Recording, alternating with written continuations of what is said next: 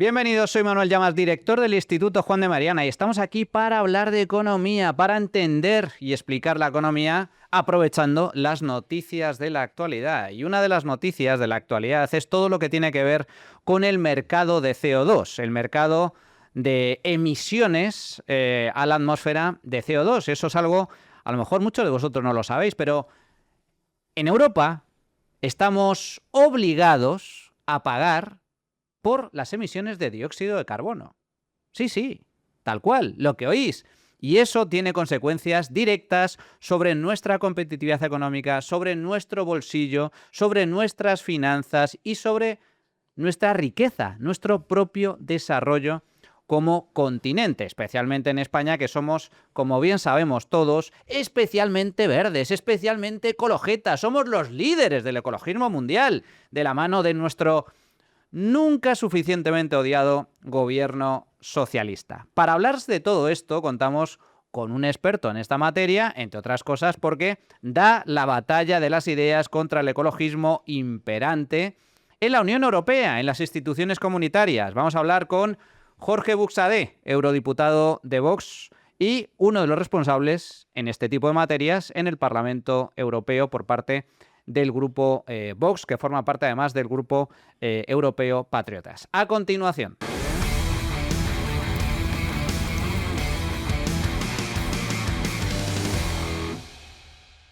Ecologismo. El ecologismo nos lo venden muchos como algo bueno, como algo necesario, como algo fundamental para salvarnos de un supuesto apocalipsis climático al que, según algunos, estamos abocados como consecuencia de la actividad industrial del ser humano, de las emisiones de efectos de dióxido de carbono, entre otros gases contaminantes, según nos vende el ecologismo. Europa se ha convertido en el gran defensor de este tipo de políticas, las políticas verdes, y dentro de Europa, especialmente España, con las políticas climáticas que viene desarrollando ya no solo Pedro Sánchez, también el Partido Popular en su día, pero especialmente el Partido Socialista a lo largo de los últimos años. Y esto tiene consecuencias de todo tipo a nivel económico. De hecho, es uno de los factores que explican el estancamiento económico que sufre Europa y especialmente España durante los últimos años, con deslocalización de empresas, con energía cada vez más cara, mientras que otro tipo de potencias, empezando por Estados Unidos, siguen creciendo de forma muy, pero que muy sustancial. Para abordar estas cuestiones, los errores de la política climática, el mercado de CO2 en la Unión Europea, contamos con Jorge Buxadé. ¿Qué tal, Jorge? Pues nada, muy bien. Muchísimas gracias, Manuel. Encantado de contar contigo. Jorge Buxadé, para todos aquellos que no lo conozcáis, es abogado del Estado, también es profesor universitario y eurodiputado de Vox desde el año 2019, jefe de la delegación de Vox en el Parlamento Europeo, actualmente en el grupo Patriots for Europe y miembro de la Comisión de Medio Ambiente, Clima y Seguridad Alimentaria. Sí. Bueno, no está mal el currículum. Una panda. Bueno, aquí lo importante es ser abogado del Estado en realidad. Estos son los codos. Lo otro, pues bueno, son circunstancias de la vida y ahora hay que estar sirviendo aquí. Bueno, de hecho, tú llevas tiempo y también vuestro grupo, vuestro partido político, combatiendo el ecologismo imperante que, desde vuestro punto de vista, nos está llevando a la ruina. Y de hecho, hace muy pocas fechas tuvisteis un debate en el Parlamento Europeo sobre un punto, que me gustaría empezar por ahí, de las políticas climáticas en Europa, que estoy convencido de que muchos de nuestros televidentes, de nuestros seguidores, no conocen, que es el mercado de CO2. ¿Qué es esto del mercado de CO2, de la venta de derechos de emisiones que rige en Europa? Bueno, es extraordinario. A ver si lo explico bien. Lo digo porque aquí, que sé que sois puristas en muchas cosas, ¿no? Pues a esto no se enfrentó ni Hayek, ni Mises, ni nadie por el estilo. Porque, claro, esto es el poder público que crea un mercado. Crea un mercado artificial y dice, señores, empresas, ustedes tienen que pagar por el CO2 que emiten a la atmósfera en su proceso productivo. Y además le pongo un precio. Por lo tanto, usted, para poder emitir CO2 a la atmósfera, es decir, para trabajar, para dar empleo, para crear riqueza, usted me tiene que pagar. En España se calcula que entre 3.000 y 4.000 millones ingresa el gobierno de España por estos mercados de CO2. Al año. Al año. 3.000, 4.000 millones. Claro. Entonces, crean este mercado Y a partir de ahí es un rollo un poco Bitcoin, ¿no? En el sentido de yo controlo el número de derechos de emisión que están en el mercado, porque como mi objetivo es salvar al planeta, yo lo que tengo que hacer es reducir permanentemente esos derechos de emisión. Claro, el momento en que tú reduces la oferta de derechos de emisión, sube el precio y cada vez los derechos son más caros. ¿Qué está haciendo ahora Bruselas? Bruselas, en la primera fase del ETS, que es esto de los derechos de emisión, tenían las empresas un paquete de asignaciones gratuitas. Tú podías emitir sin pagar. Ahora lo que están haciendo es eliminando las asignaciones gratuitas, porque lo que tenemos que hacer es cumplir los objetivos de la Agenda 2030 y del proyecto europeo para el año 2040. Con lo cual el incremento es brutal.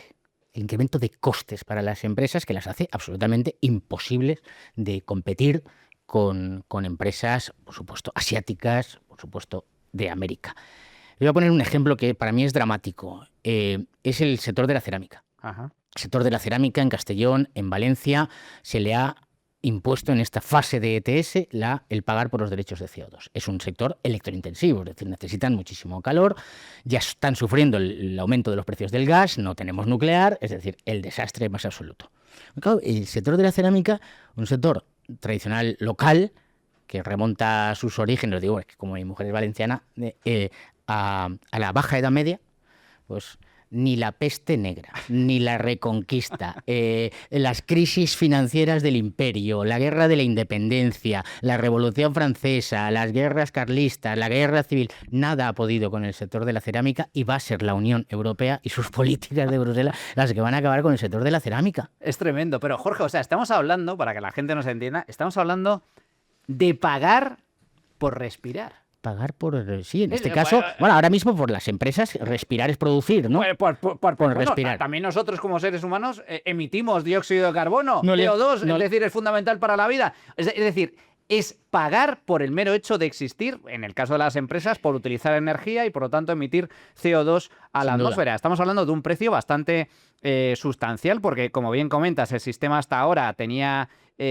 otorgaba hasta cierto punto volumen gratuito de emisiones, pero ahora eso se va a acabar, lo que pretende la Unión Europea, hay que pagar desde el minuto 1, pero estamos hablando de un precio muy elevado, estamos hablando, si no me equivoco, corrígeme, entre 70 y 80 euros por tonelada de CO2 emitido. Por lo tanto, esto en la práctica no es más que un impuesto directo sobre el consumidor final, sobre las empresas, que en última instancia las empresas, si tienen que hacer frente a este coste, lo tienen que trasladar a los consumidores. Lo trasladan al consumidor o lo trasladan al trabajador con un expediente de regulación de empleo y reduciendo empleo, reduciendo turnos, en vez de trabajar 3 turnos, pues solo 2, etcétera, etcétera. Es el programa de crecimiento, el programa de empobrecimiento de Europa que llevamos, que se está ejecutando desde Bruselas de forma sistemática. Tú decías, ¿el Partido Popular hasta ahora? Bueno, el Partido Popular hasta ahora no lo sé, Manuel. Yo no voy a entrar en esa discusión porque se trata de que tengamos... Pero en Bruselas votan sistemáticamente a favor de esto. Es decir, el sistema ETS, esto viene ya de la legislatura anterior a la que yo entré, en el año 2019, y el Partido Popular gobierna. Ursula von der Leyen es el Partido Popular. Me refiero que en esto... Porque es ese ecologismo malentendido que nosotros le llamamos fanatismo climático. Solo un fanático puede ver los números de la economía, cómo están cayendo las empresas, lo que está sucediendo con la industria del automóvil en Alemania, que es un auténtico drama secular. Comentabas la industria cerámica en España, pasa lo mismo con la industria automovilística alemana, el gran motor de crecimiento industrial de Alemania. Claro. Y por primera vez en su historia, grandes marcas como Volkswagen reduciendo plantillas porque se están yendo a la ruina. Reduciendo plantillas, cerrando centros productivos, ahora pues se está intentando salvar, y luego si quieres hablamos de esto, pues las inversiones metiendo dinero a saco en la industria de defensa y determinadas plantas de producción de automóviles se están intentando reconvertir en fabricación de munición militar. Es decir, devastados. El sector del acero, del aluminio transformado, la metalurgia, la siderurgia en Europa está destruida, entre otras cosas, por esa combinación de aumento de los precios de energía, porque hemos dicho no nuclear, y este pago, efectivamente, este impuesto, que son el pagar por los derechos de emisión de CO2. Y es fanatismo, porque ves los números, hay desempleo, no hay riqueza, los americanos no son tal, China va a otro nivel, India ha entrado en el mercado con una fuerza brutal, Y a pesar de eso, en lugar de salir y decir, pido perdón, me he equivocado, lo siento, lo que dicen, no, hay que ser más ambiciosos. ¿Por qué está fallando nuestro plan? Porque no estamos siendo suficientemente ambiciosos. ¿En serio me lo estás diciendo? Claro, O sea, claro. no están reconociendo, pero No. yo he escuchado a Ursula von der Leyen en los últimos meses, al menos diciendo, bueno, vamos, hay que replantear algunas de las políticas verdes, el famoso informe Draghi que Sí, presentaron hace un par de años. sí, cierto, pero siempre añaden, coma, sin dejar de ser ambiciosos. Con Pues lo claro, cual, tus ambiciones están destruyendo la economía.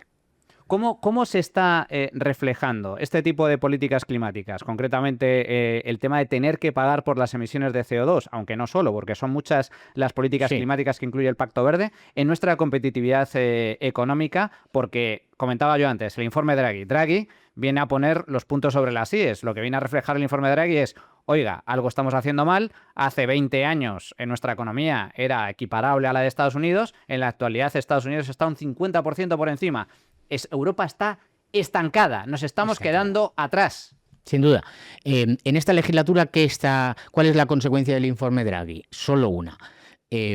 Retrasar las sanciones a las empresas por incumplir, y dos, dicen simplificar los procesos, que es que un proceso que duraba, 2 años para obtención de una autorización, pues ahora será 1 año y 6 meses. Eso es nada, Eso es la es nada, nada. eso es nada. Europa necesita un amplio proceso en general. España, pero Europa especialmente, de eso que venimos a denominar la desregulación. Hay que empezar a derogar normas, hay que empezar a poner un poquito de orden. Para las empresas les asfixia. Siempre, cuando hablamos de empresas, siempre estamos pensando en la gran empresa.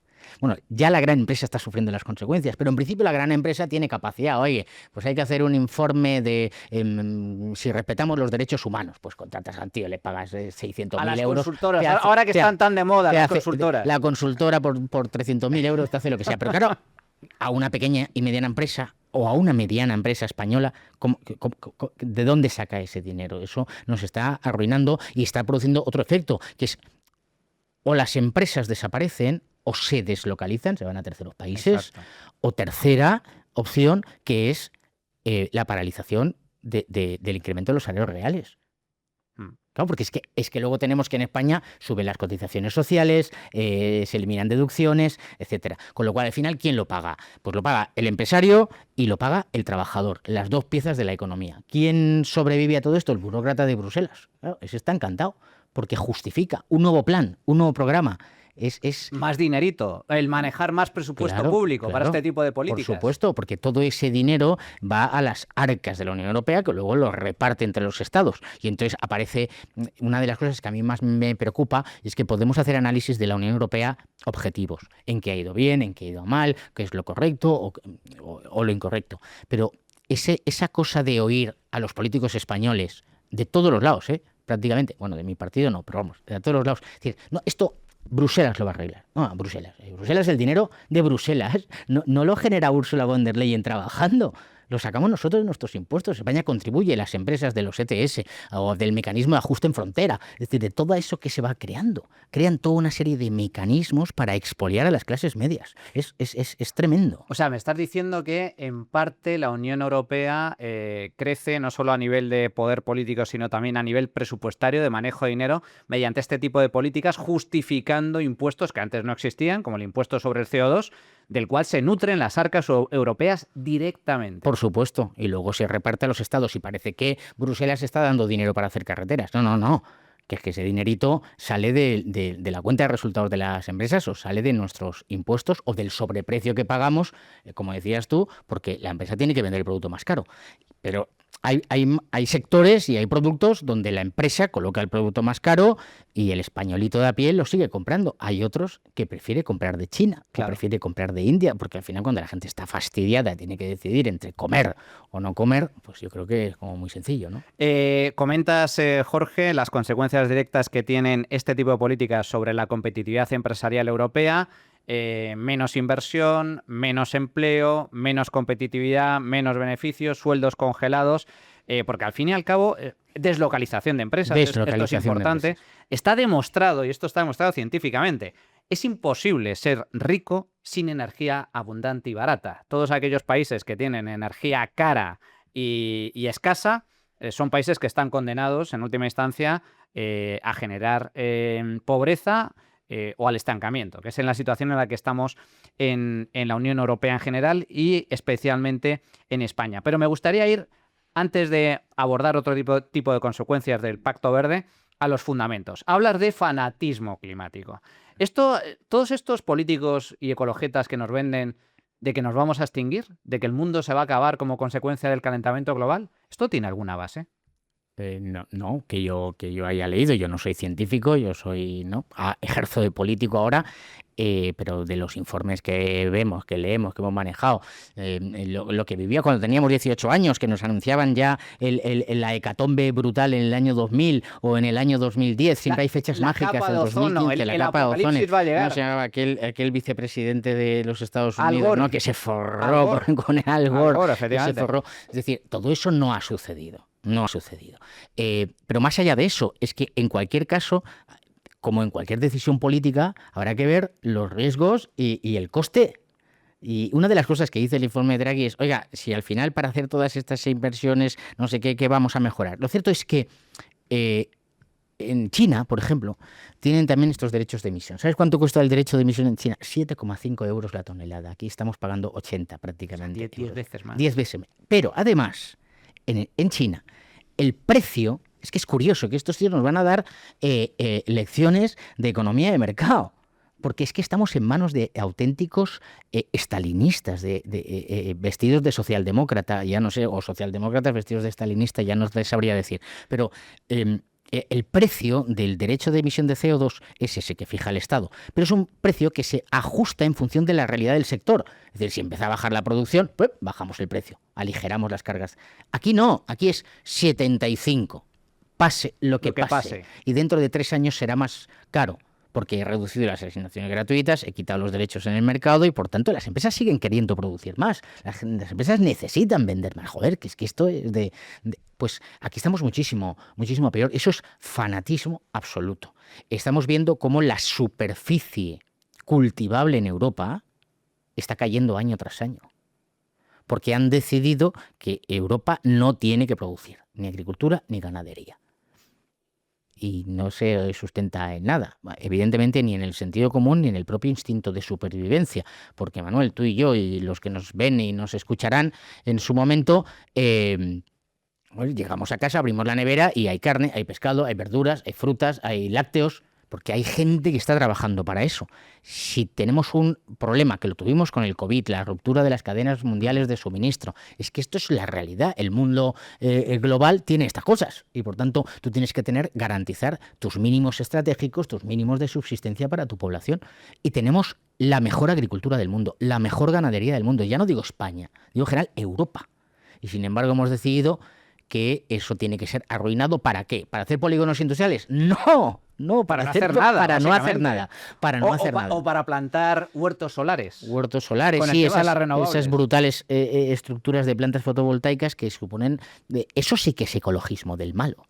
Porque la afectación al paisaje, el cuidar tus bosques, tus mares, tus ríos, esto es de sentido común y además es de buen empresario y de buen, ¿no? Es decir, cuidar la tierra, que es el principal elemento de la riqueza. Entonces, por supuesto que pues los pescadores no quieren agotar la sardina que hay en el Cantábrico, pero es que hay un burócrata en Bruselas que les dice, no, este año no puedes pescar sardina. ¿Por qué? Porque hay un informe de una ONG que me dice que la sardina se está acabando. Y luego vas a una cofradía de pescadores en Asturias o en Galicia y te dice, ni de coña, más sardina este año que ningún otro. Porque tiene un informe de hace 4 años de una ONG, evidentemente pagada, con dinero tuyo, con dinero público y de todos los que... Entonces, dices, este es el modelo. Aquí hay muchos temas interesantes, pero fíjate, doy un paso antes. ¿Por qué habla del tema del apocalipsis climático? Porque digo, como bien has comentado, Jorge, yo recuerdo desde hace ya muchos años de que esto se iba a acabar, de que los polos se iban a derretir, de que el agujero de la capa de ozono nos iba a llevar a un mundo en el que prácticamente tendríamos que vivir bajo tierra. Pero es que décadas atrás había también pronósticos de que el problema no era el calentamiento, sino el enfriamiento del planeta. Es decir, lo que yo llamo los apologetas, ¿no? Los apologetas del cataclismo y del apocalipsis, que, como digo, nunca sus pronósticos se han cumplido. Y es un debate científico interesante. Pero, de hecho, en las últimas semanas se ha descubierto que los modelos que avanzaban por parte de los expertos de la ONU, un calentamiento exponencial de la temperatura global media del planeta como consecuencia de las emisiones de CO2, que estaban equivocados. Claro. Y de hecho así Donald Trump lo anunció en sus redes sociales, ¿no? Ya se descubre la gran farsa, el gran fraude del calentamiento global. Bueno, eso es un debate científico, pero la cuestión es, incluso partiendo de la base de que las emisiones de CO2 de origen antropogénico, es decir, las que emitimos nosotros los seres humanos a través de nuestra actividad económica e industrial, aunque eso contribuyera al calentamiento global de forma sustancial o relevante, ¿qué sentido tiene que Europa apueste por economía net cero, es decir, cero emisiones, mientras otras grandes potencias contaminan cada vez más? Porque el CO2, una vez que lo emites, es global. Sí. ¿Eso tiene algún sentido? No, ninguno. Por supuesto, no hay ninguna base política, jurídica, de justicia, razón económica, social, de ningún tipo. Ni moral. El problema de todos estos fanatismos es que encima atacan a tu moralidad. Es decir, si tú hemos vivido momentos de... se ha utilizado el concepto de negacionismo climático. Que aún se utiliza. Que se utiliza como se utilizaba con los que negaban, los nazis que negaban el Claro, se holocausto. utiliza porque al final eres un auténtico criminal. Y entonces, claro, cuando hay una criminalización de aquellos que decimos, oiga, primero, veamos si esa metodología y esos cálculos son correctos, porque lo cierto es que sus predicciones desde el año 1972, ¿no? Todo esto viene de aquel famoso Club de Roma, aquel primer informe sobre los límites del crecimiento. Esto es marxismo puro. Total, sí. Marxismo puro, pero que se lo ha tragado toda la derecha europea. También. Toda la derecha europea y americana. Toda la derecha europea y americana se tragó eso, de los límites del crecimiento. Entonces no hay que tener hijos, las familias no pueden ser numerosas, no hay que producir, nos tenemos que suicidar como mundo, porque somos nosotros los responsables de los males del planeta. Esto es absolutamente demencial, pero se ha convertido en la doctrina oficial. Y entonces eso se ha trasladado a todas las políticas y está produciendo unos efectos implacables en la economía. Entonces digo, aunque todo eso fuera cierto, que no lo es, yo como ser humano tendré que decir o me suicido, que es a lo que están, o me adapto. Y el ser humano tiene una capacidad de adaptación, de innovación, de invención, de capacidad de mejorar, de sobreesfuerzo. Es decir, Países Bajos es un país que está debajo del mar.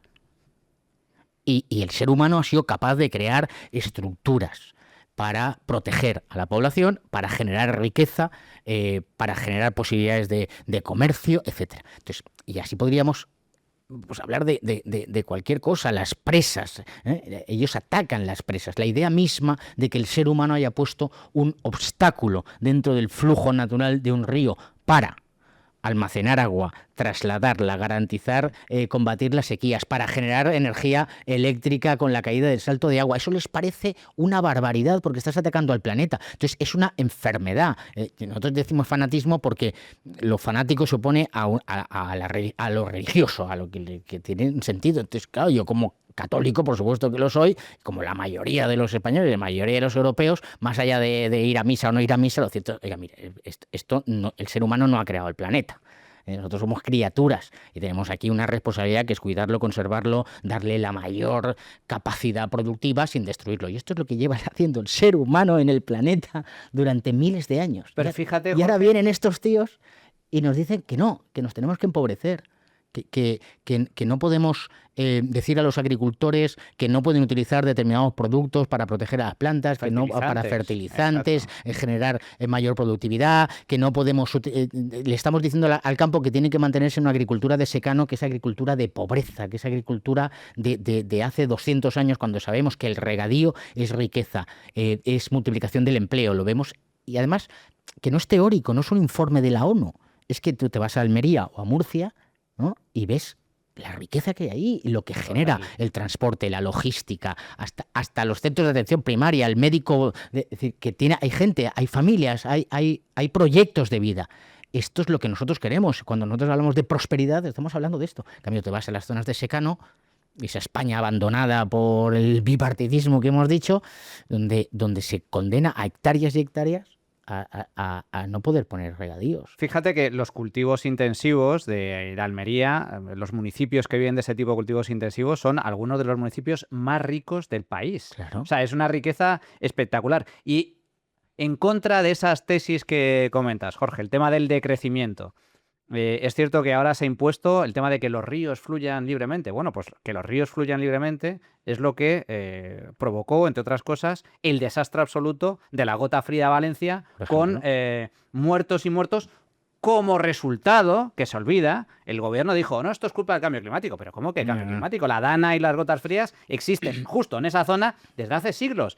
Pero lo que provocó precisamente el desastre desde el punto de vista humanitario, el hecho de que arrollara localidades enteras, fue el hecho de no haber construido las infraestructuras necesarias para evitar el desbordamiento de los ríos, con lo cual es todo lo contrario. La capacidad de adaptación, y además que lo sabemos, que tenemos informes de ingenieros, tenemos la estructura administrativa, tenemos las confederaciones hidrográficas, que es una institución maravillosa de 100 años de historia que ha funcionado razonablemente bien y que ahora la están destruyendo. Las confederaciones hidrográficas se han convertido en el principal enemigo de los agricultores en España cuando, oye, pues fueron creadas con la finalidad, de llevar agua a aquellas partes de España donde no habían, porque en España hay mucha agua.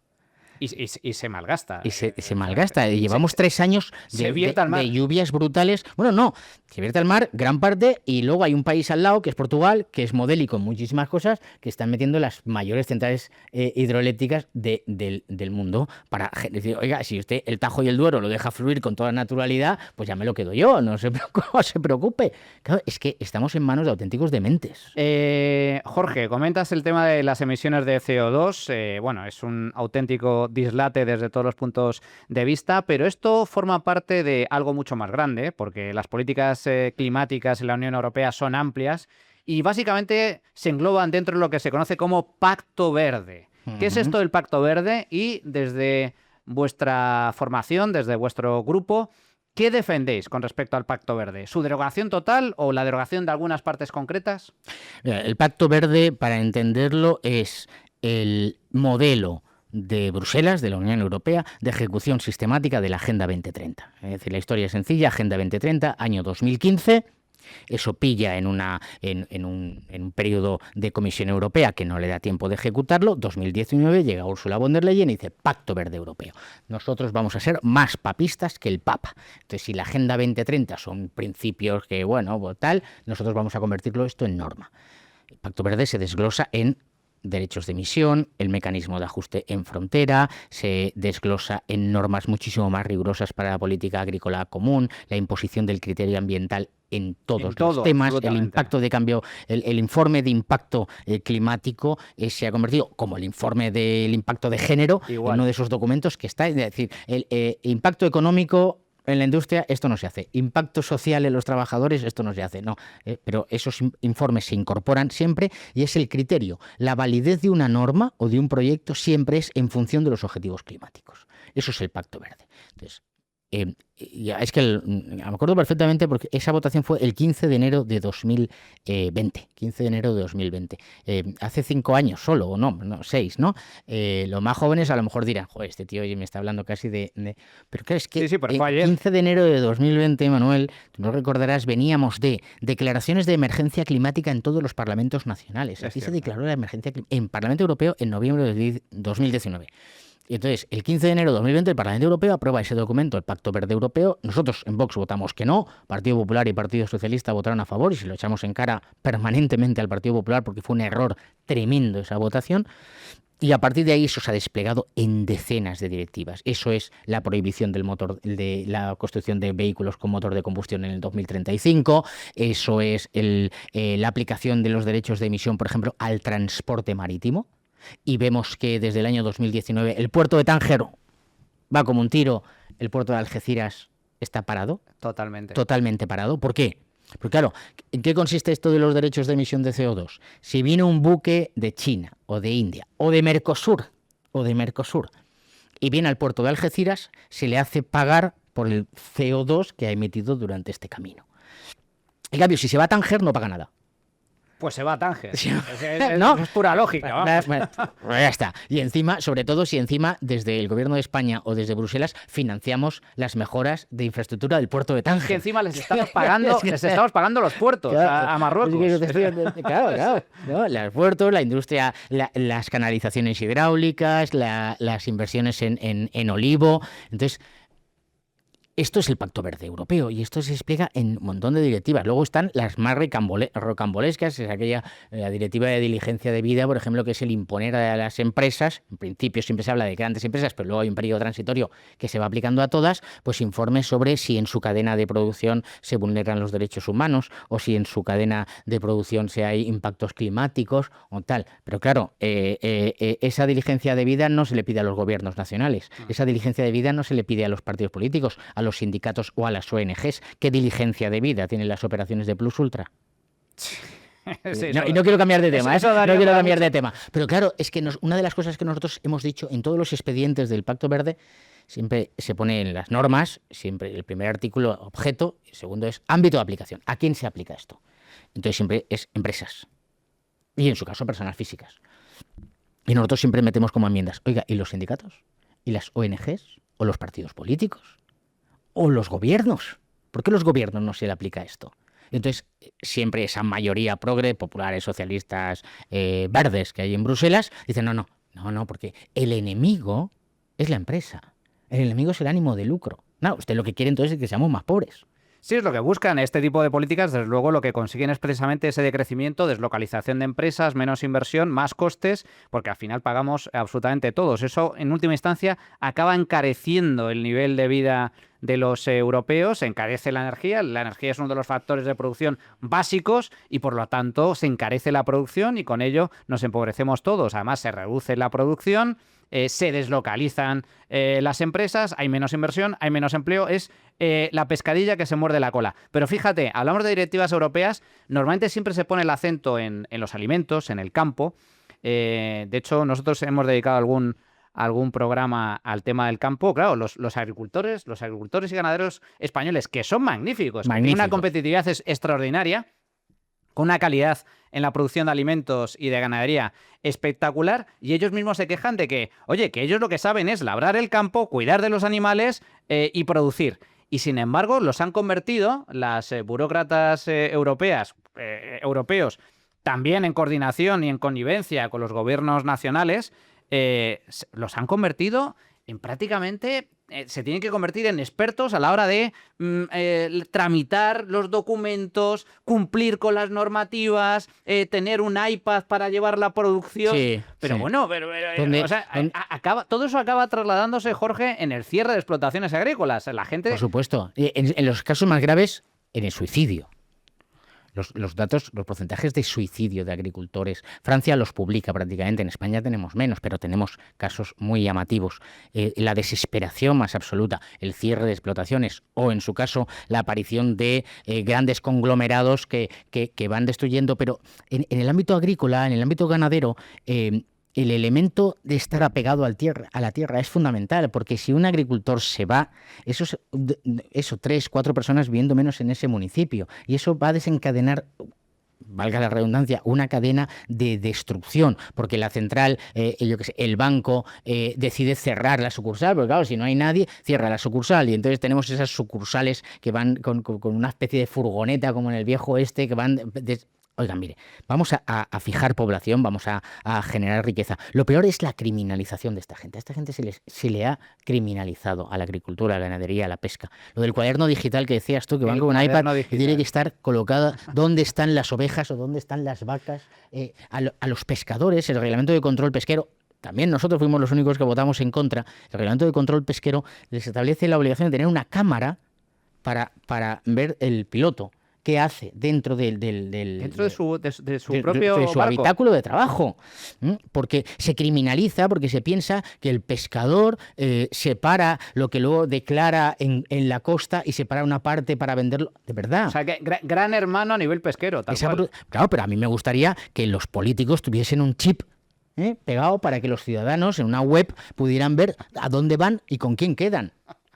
Eso no se lo piden a Ursula von der Leyen, No, ¿no? me da que no, me da que no. Pero sin embargo sí lo están exigiendo a los trabajadores nuestros y esto es una verdadera barbaridad. Siempre hay un motivo, siempre son razones de seguridad. La palabra seguridad y salud alimentaria la utilizan permanentemente. Lo utilizan como argumento para luego establecer este tipo de imposiciones, regulaciones, impuestos, para justificar ese tipo Efectivamente, de pero luego cuando les dices, oye, Mercosur va a suponer la entrada masiva de producción de carne de Brasil, que ya lo estábamos anunciando, con clenbuterol o con determinados elementos que en Europa ya habíamos decidido que por razones de salud alimentaria no íbamos a utilizar, entonces esto sí que vale.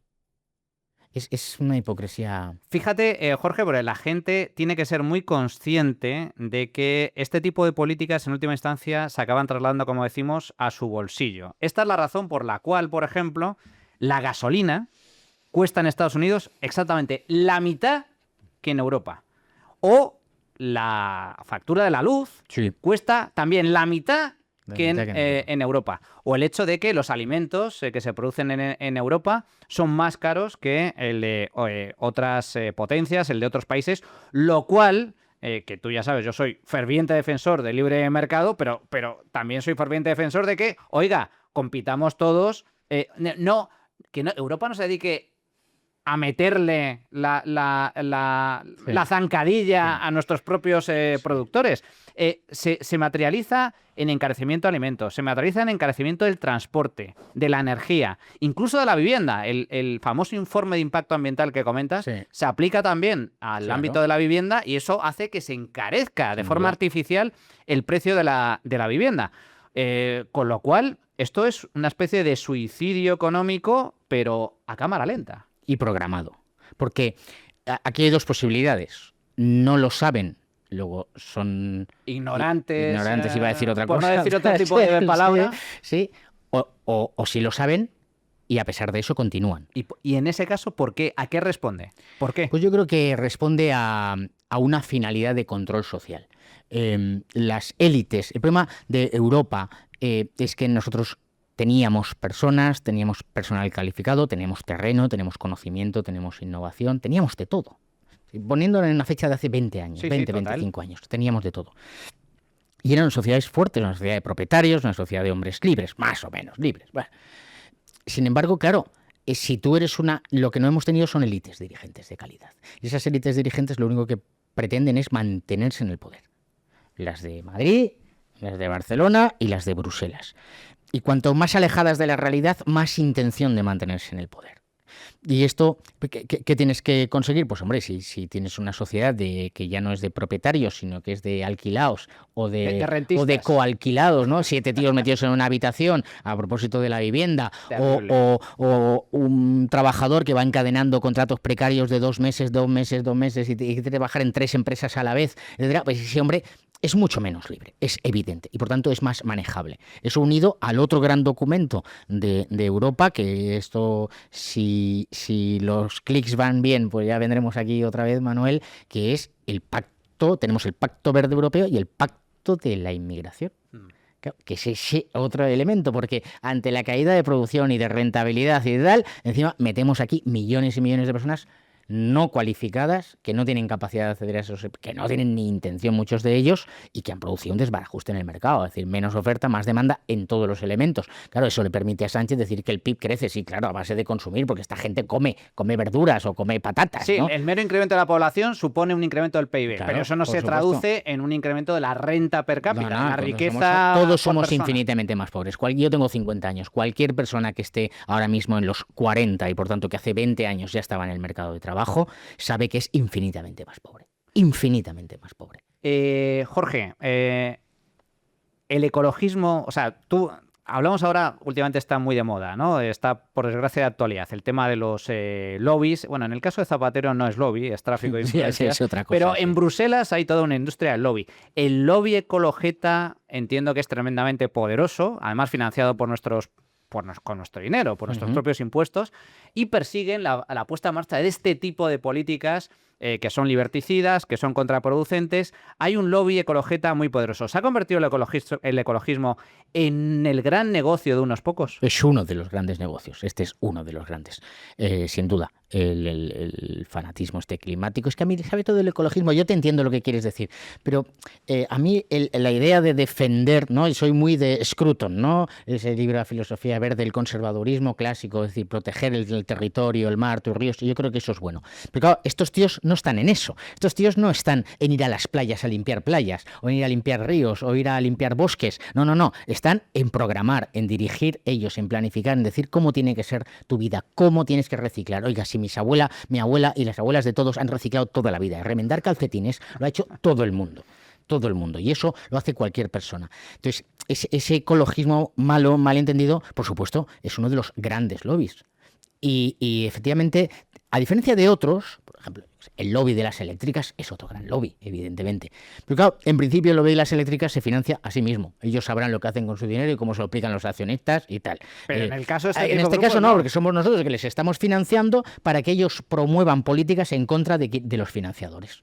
Esto sucede, otro de los elementos es que sucede lo mismo, se repite el modelo en el ámbito de la inmigración. Tenemos a todas esas ONGs que dicen, no, que vengan, es inmoral no aceptarles. Pero usted hace solidaridad con mi dinero, eso no es caridad. La caridad es la que uno hace con su dinero. Si con su dinero usted quiere crear un hospital para tal, pues perfecto, usted pide autorizaciones y lo hace. Pero claro, con mi dinero no haga usted caridad, no haga solidaridad. Y este es el mismo modelo. ¿Y hay intereses extranjeros, me refiero? De hecho, sí.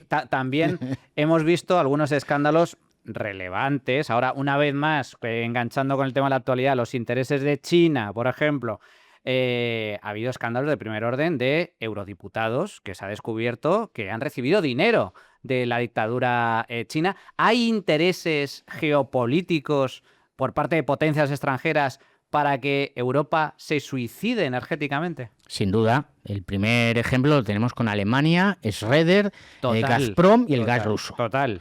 Efectivamente, ellos desmantelan la nuclear, entre ellos Merkel. Y luego le sigue Schroeder, desmantela la nuclear porque han pactado con Rusia gas ruso baratito, ahí con el tubo a todo trapo. Y eso les permite a ellos mantener una economía más o menos, pero claro, te has hecho dependiente de Rusia. Por eso invade Crimea y no dicen ni pío. Claro, cuando ya van a por toda Ucrania, la situación ha cambiado y eso requiere una reacción. Y entonces cortan el grifo del gas. Y entonces dicen, pues entonces tenemos un problema. Nuestra economía tenemos un problema. Nuestra economía se va al garete. Sí. Entonces empiezan a darle las centrales térmicas de carbón, que eso ya no les preocupaba entonces lo del CO2. Y ahora es cuando empiezan a decir, coño, pues a lo mejor hay que recuperar la energía nuclear, ¿no? Ese es uno. Claro, luego tenemos el de China y la industria del automóvil. Ese es evidente. Fíjate que hay una secuencia clara que es el Dieselgate. Cuando salen esa campaña contra Volkswagen y tal, que si los motores están trucados para que no salga el dato de las emisiones de CO2. Vuelvo al histórico. Que cualquiera le pregunte a su padre, entre los oyentes jóvenes o los no tan jóvenes, que se acuerden de qué ruido hacía un motor diésel en los años 80, 90. Era tremendo. Pero la industria hizo cada vez motores más eficientes sin necesidad de prohibiciones de ningún tipo. Ahora hablan incluso de combustibles sintéticos. Claro, y éramos los mejores. Es decir, Estados Unidos y Gran Torino, recordar la imagen de Clint Eastwood cabreadísimo porque la industria automovilística americana era incapaz de competir con el coche europeo y con el coche japonés. Hacíamos el mejor vehículo del mundo. Y entonces de repente hay unos tíos en Bruselas que dicen, no, en esto que somos los mejores, vamos a desmantelar nuestra industria, vamos a prohibirlo y ahora vamos a decidir competir en algo en el que no somos los mejores. Acabamos de llegar a un mercado en el que los chinos mandan, tienen las materias primas, tienen el conocimiento y tienen una capacidad de producción mejor. Entonces, el que hace esto es en términos políticos, hace 200 años, pues le hubieran colgado posiblemente, hubiera muerto en la Torre de Londres. Por traidor. Por traidor y entonces, esta es la cuestión. Y no me voy a dejar, porque me has soltado ahí un día, has dicho, tú sabes que nosotros aquí somos muy favorables al libre comercio. Bueno, nosotros, yo hablo yo personalmente. Y yo también. Pero claro, es que si hubiera un ring de boxeo a competir con las manos atadas y el otro golpea con los dos puños, eso es lo primero. Y segundo, que tenemos que... una de las cosas que nosotros criticamos en Vox del modelo comercial de Bruselas son que se trata de acuerdos de libre comercio, es decir, de eliminación de cualquier tipo de barrera, en principio, pero claro, solo las barreras arancelarias, que son solo una parte. No regulatorias. En la economía moderna, correcto, son solo una parte muy pequeñita. Es muchísimo mayor el coste de esa empresa que tiene que pagar los derechos de emisión de CO2 o cumplir 27 directivas, que tiene unos equipos jurídicos brutales para intentar desentrañar la norma y saber qué tienen que cumplir y tal. Yo el otro día decía en un debate en el Parlamento Europeo que es que tenemos a empresas que gastan más en analizar normas para eludir las sanciones que en pensar cómo invertir o cómo producir. En compliance, claro, en el cumplimiento de las normas en lugar de que se ha inventado de otro, producir. que se inventa otro y que no está en la cadena de producción y que no conoce nada de la realidad. Entonces eso por un lado. Y segundo, que en los acuerdos comerciales que firma la Unión Europea se meten todos los sectores económicos, todos, en un mismo paquete. Yo creo que eso, primero, que como modelo negociador es una barbaridad, porque alarga las negociaciones. Hemos estado 26 años con Mercosur. Y segundo, porque no responde a una teoría clásica de la economía clásica, que es la teoría de la ventaja comparativa de esta, ¿no? Es decir, yo voy a negociar contigo en aquello que sé que salgo ganando. Entonces, claro, si yo tenía una ventaja con la industria del automóvil, ¿por qué destruyo mi industria del automóvil? Entonces, si yo tengo una ventaja en determinados sectores, por supuesto que voy a querer comerciar con México, con Argentina, con cualquier país del mundo. Pero claro, meto en el paquete una negociación que sé que va a hundir a un sector económico mío. ¿Pero por qué? ¿Por qué motivo tengo que sacrificar a ningún sector de mi economía? No existe razón, no hay ningún sentido económico. Entonces, vamos a hacer acuerdos comerciales justos y, por supuesto, y el comercio está muy bien, pero si el comercio transnacional lo inventamos los españoles yendo a América, ¿no? Si tuvo que venir aquí, ¿cómo se llama?, Linares, ¿no?, a hacer ese vídeo tan extraordinario de la primera globalización. Si fuimos nosotros los que hemos inventado el comercio internacional de verdad. Bueno, y que el gran éxito, que para mí es el gran éxito de la Unión Europea, es el germen de la Unión Europea, que nace como una zona de libre comercio, de libre tránsito, de capitales, de personas, de mercancías, y no lo que se ha construido, en lo que se ha terminado construyendo, que es una especie de superestado con cada vez más regulaciones. Yo siempre digo lo mismo, Jorge, en Europa, por desgracia, nos hemos especializado en exportar algo al resto del mundo. Regulación. Sí, sí. Somos expertos en regular incluso antes de que surja. Hemos sido los primeros en regular la inteligencia artificial, que todavía no sabemos ni qué va a ser de la inteligencia artificial. Y ya existe una directiva europea de inteligencia artificial un reglamento, y una ley europea de inteligencia artificial. Un reglamento, claro. Es tremendo, es tremendo. Sin duda, sí, oye, sí. Jorge, para ir terminando, hemos hablado un poco de los problemas y a mí me parece muy relevante el tema de las nefastas consecuencias del Pacto Verde, de las políticas climáticas, del pago de derechos de emisión, que es un impuesto sobre este tipo de gases que en última instancia acaba lastrando la competitividad empresarial y también perjudicando, empobreciendo a los europeos. Pero para terminar, simplemente unas pinceladas. Vale, ya sabemos cuál es el problema. Vosotros, desde Vox y desde vuestro grupo en el Parlamento Europeo, Patriots, ¿qué defendéis en cuanto a Pacto Verde? Si hay que derogarlo totalmente, ¿cuál es vuestro modelo? Y en materia de energía. Pues mira, yo creo que es sencillo. Desregulación masiva en todo lo que es el Pacto Verde. En términos jurídicos diríamos derogar todo aquello que no haya quedado acreditado que ha producido efecto bueno. Yo ahora mismo no conozco nada, pero si se analiza y dice, esto ha funcionado... Si algo es salvable, perfecto. se salva. Desregular, eso lo primero. Segundo, parece muy que no tiene nada que ver, pero yo creo que es muy relevante. Proteger las fronteras exteriores. Es decir, garantizar que, como decías tú, la Unión Europea sea lo que habíamos pensado que iba a ser la Comunidad Económica Europea, con unas fronteras exteriores fuertes que garantizan la protección de nuestra economía y un amplio y muy intensivo en número y en calidad de intercambios dentro de la Unión Europea, que además esto empezó siendo 6, nosotros nos incorporamos a la de los 12 y ahora somos 27. Estamos aquí preocupados por el comercio con no se sabe qué país de África que no sabríamos colocar en el mapa, pero ¿y el comercio entre España y Hungría? Entre España y Austria, entre España y Polonia, la capacidad productiva y competitiva de Europa, esto es muy, muy importante.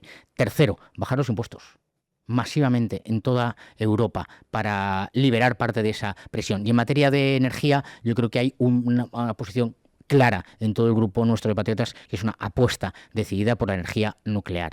Y por supuesto sin renunciar a las renovables. Yo siempre he sido un gran defensor de las renovables. Lo que no me parece es demoler olivos centenarios o árboles frutales por colocar plantas. Pero puede haber un equilibrio perfectamente. La base de nuestro modelo energético, especialmente en España, pero en toda Europa, tiene que ser energía nuclear y hidroeléctrica. Esto te da una base de energía continua, de energía asequible, de energía barata, porque hay una gran inversión al inicio, pero luego el proceso productivo no se mantiene, funciona día y noche, es permanente, no es intermitente, y luego tú puedes responder a determinados golpes, pues por supuesto con el gas, que vas a tener que tener gas, vas a tener que acudir a otras fuentes de financiación de todas las energías renovables. Es decir, lo que nosotros proponemos es volver a la Europa del sentido común, volver a Europa en la que los políticos, en primer lugar, atienden al tipo que les vota.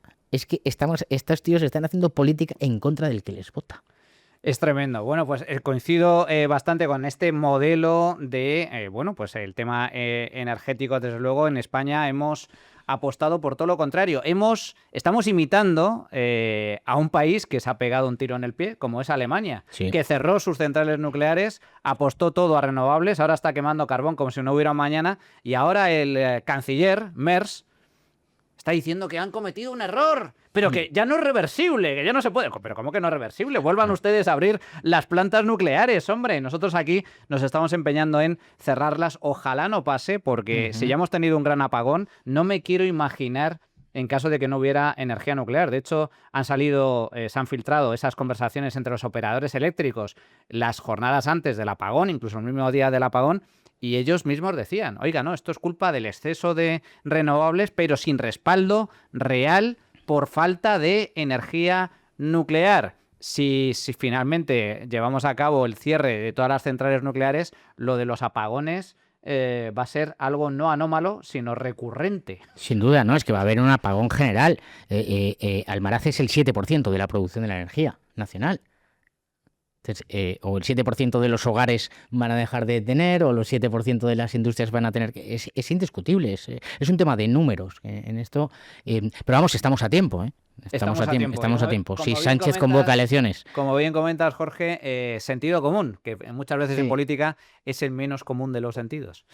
Jorge Buxadé, muchísimas gracias. Gracias a ti, Un Manuel. auténtico placer poder contar contigo para abordar este tipo de cuestiones que nos afectan en nuestro día a día, en nuestro bolsillo, en nuestras empresas, en nuestra competitividad, en nuestra riqueza, las políticas climáticas que vienen de la Unión Europea con el pago de derechos de emisión. Por el mero hecho de emitir CO2 estamos condenados a pagar precios absolutamente desorbitados y regulaciones que afectan, como decimos, a nuestro día a día y que en última instancia se acaban traduciendo en cierre de empresas, en menos empleo y en menos crecimiento económico. En fin, ojalá acabe pronto esta locura, este fanatismo climático como el que ha comentado Jorge. Hasta aquí el programa de hoy, espero que os haya gustado. Antes de despedirnos, tenéis que visitar Freedom Collection, la tienda online de B1, donde vais a poder encontrar todos los productos que están a la venta, desde tazas, sudaderas, camisetas, para seguir apoyando a los medios libres, independientes y críticos, siempre con los abusos del poder. Vengan de donde vengan. Hasta aquí el programa de hoy, como digo, espero que os haya gustado. Muchas gracias a todos, despierta, que no te engañen. Y recuerda, si quieres defender la libertad, si quieres defender tu libertad, súmate, hazte socio del Instituto Juan de Mariana. Hasta la próxima, amigos.